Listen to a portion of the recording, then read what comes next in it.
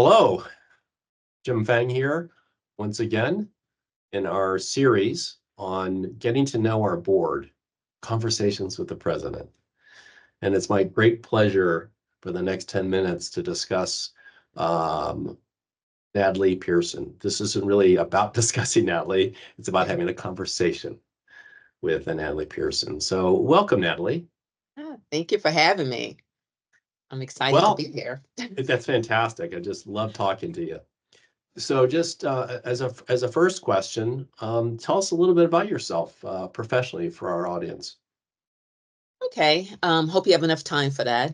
Actually, I've been a nurse for over 30 years, and I have to say 25 of those years have been working with patients with heart failure. I've worked at all the major hospitals in the Philadelphia area, and I'm very honored to be a part of that team. I am a certified life coach or nurse coach. And what I found was a lot of my patients were coming to me with preventive things they could have done to prevent the progression of the disease with a little education. So I wanted to change my focus from not only treating heart failure to preventing heart failure. So I decided to do that through education and community outreach. And right now I am a heart failure coordinator at the University of Penn, and I am a community outreach educator. How long have you been at Penn, Natalie? I've been at Penn for 8 years now. Before that, I was at Jefferson for 12 years. And before that, I was at Temple for 10 years. I started as a candy striper. Oh, that's fantastic. How long have you been in Philadelphia? I've been in Philadelphia for the last, since 93.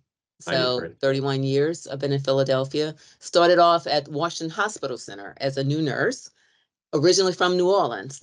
So I graduated from nursing school on a Friday, moved to DC on a Sunday, started a new job that Monday at Washington Hospital Center. Oh, wow.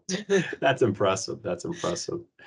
Well, Natalie, it's clear that you have a passion for heart failure. What is it about this discipline that just draws you to it and you have stayed in it? Yeah, I have to tell you, one thing that brought me into heart failure was amazing mentors. As a new nurse, I had amazing mentors, not only from nurses, but from physicians. And I love that collaborative care that we give our patients. So I was just happy to be a part of that. And most recently, I really enjoyed the advancement in heart failure, with medication. I remember back when, beta block was a big thing, just starting a beta block. But now we have all these new medication and technology that makes it real exciting. So I'm glad I was able to stay and see all the changes and advances in heart failure. Yeah, it's amazing that we can help people, right? So dramatically now. It is. We have more than just a little diuretic and a little digoxin, which we don't use much. You remember those days, don't you? Yes, I remember doing a carvedilol study before it was popular. So, and you had to make the patient wait for 2 hours after giving the first dose and give them a snack before up titrating. In the waiting room. In the waiting room. So I do remember that. I love your call out too to the team. Of all of the disciplines in cardiovascular medicine, right? We are so dependent upon a strong working team to make a patient better. Yeah, I have to agree with that. And what I love about the heart failure team, each discipline is equally valued. We bring different skills to the care of the patient and different interests, but that's what makes the team so great, how well we work as a collaborative group. And I also like your call out to mentorship. Yeah, that's we're all products of people that inspire us and really draw us to different parts of life. So, I appreciate all three of those call outs to our discipline because I too feel very strongly about all three of those issues. Well, can you tell us a little bit about the society? I mean, you've been a member of our society for some time, like many of us on the board. And, what draws you to this society? I mean, I know you get calls to do ACC things and AHA things and ISHLT. I go down the list of things you get called to participate in. But, you know, why, what has the HFSA meant to you? You know, what I said about the collaborative group, the multidisciplinary group, that's what I love about HFSA. I love that it takes a team to take care of our patient. So I think it helps to have a team approach in the organization. And that's what HFSA provide.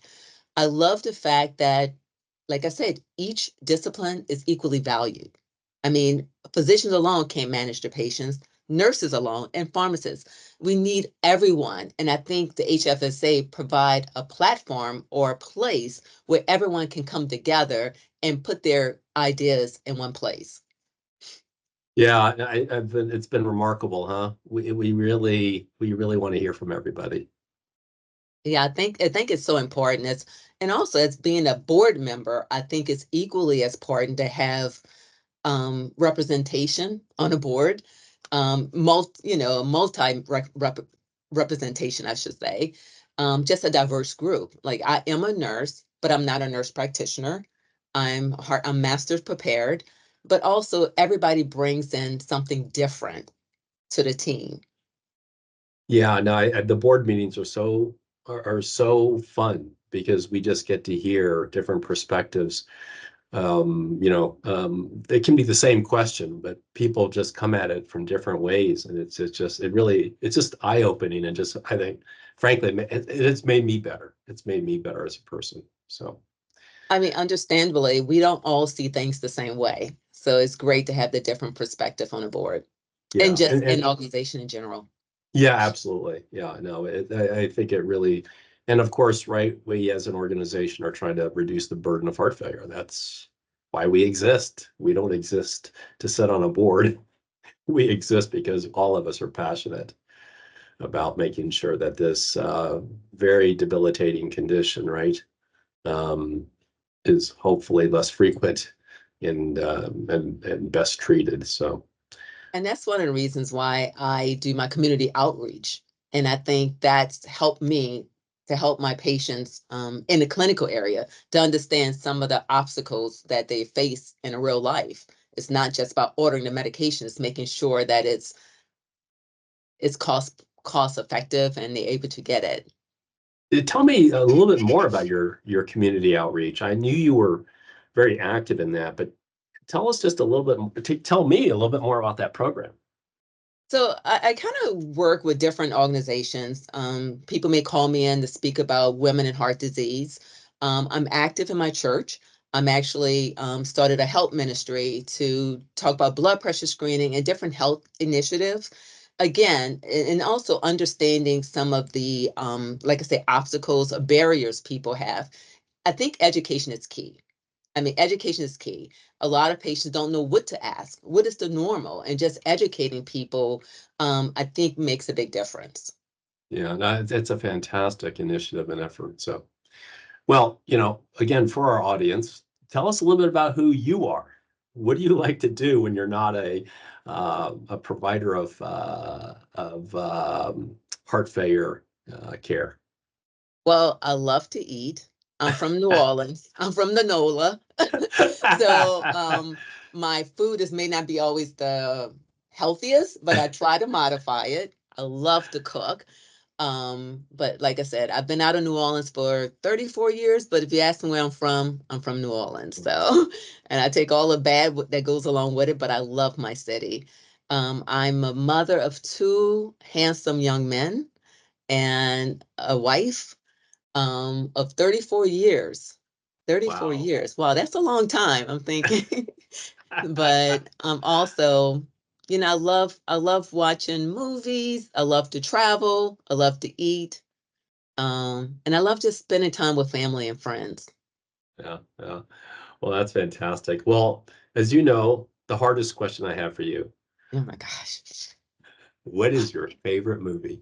Oh my God, that is such a hard one. Like we talked about, I think in another life I would have been a forensic pathologist, or I love crime scene mystery, The Usual Suspect, one of my favorites.